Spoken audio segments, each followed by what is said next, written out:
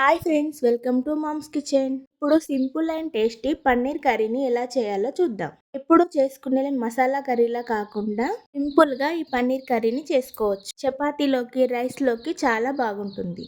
దీనికోసం పన్నీర్ని వీడియోలో చూపిస్తున్న విధంగా క్యూబ్స్లా కట్ చేసుకోవాలి. ఇప్పుడు ఈ క్యూబ్స్ని ఒక బౌల్లో వేసుకొని ఒక స్పూన్ కారం, కొద్దిగా ఉప్పు వేసుకొని పన్నీర్ ముక్కలకి బాగా పట్టేలా ఇలా కలుపుకోవాలి. స్టవ్ ఆన్ చేసుకొని ప్యాన్ పెట్టుకొని ప్యాన్ హీట్ అయిన తర్వాత అందులో 2 టేబుల్ స్పూన్ల ఆయిల్ వేసుకొని ఆయిల్ హీట్ అయిన తర్వాత పన్నీర్ క్యూబ్స్ని వేసుకొని అటు ఇటు తిప్పుకుంటూ ఫ్రై చేసి తీసి పక్కన పెట్టుకోవాలి. వీటిని ఒక 5 మినిట్స్ ఫ్రై చేసుకుంటే సరిపోతుంది.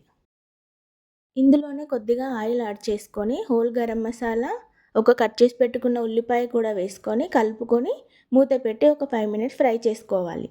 ఆనియన్ ఫ్రై అయిన తర్వాత ఇందులో ఒక స్పూన్ అల్లం వెల్లుల్లి పేస్ట్ కూడా వేసుకొని బాగా ఫ్రై చేసుకోవాలి. పసుపు, ధనియాల పొడి కూడా వేసుకొని కలుపుకోవాలి.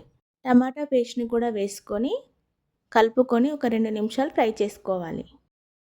ఇందులోకి ఒక స్పూన్ కారం, టేస్ట్కి సరిపడా ఉప్పు వేసుకొని కలుపుకొని కొద్దిగా వాటర్ యాడ్ చేసుకొని కలిపి మూత పెట్టి ఒక 5 నిమిషాలు ఉడికించుకోవాలి. కర్రీలో నుంచి ఆయిల్ పైకి తేలిన తర్వాత ఇందులో ముందుగా మనం ఫ్రై చేసి పెట్టుకున్న పన్నీర్ క్యూబ్స్ని కూడా వేసుకొని కలుపుకొని ఒక 5 మినిట్స్ మూత పెట్టి ఉడికించుకోవాలి. పన్నీర్లో ఎక్కువ ప్రోటీన్స్ ఉంటాయి. ఇది హెల్త్కి చాలా మంచిది. ఈ మధ్య పన్నీర్ ఎక్కువ కల్తీ అవుతున్న న్యూస్ని చూస్తున్నాము. మీకు ఇంట్లోనే పన్నీర్ని ఎలా చేసుకోవాలో తెలుసుకోవాలని ఉంటే ఈ వీడియోకి కమెంట్ చేయండి. 5 మినిట్స్ కుక్ అయిన తర్వాత ఇందులో కొద్దిగా గరం మసాలా, కొత్తిమీర వేసుకొని ఒకసారి కలుపుకొని స్టవ్ ఆఫ్ చేసుకోవడమే. ఎంతో టేస్టీగా ఉండే పన్నీర్ కర్రీ రెడీ.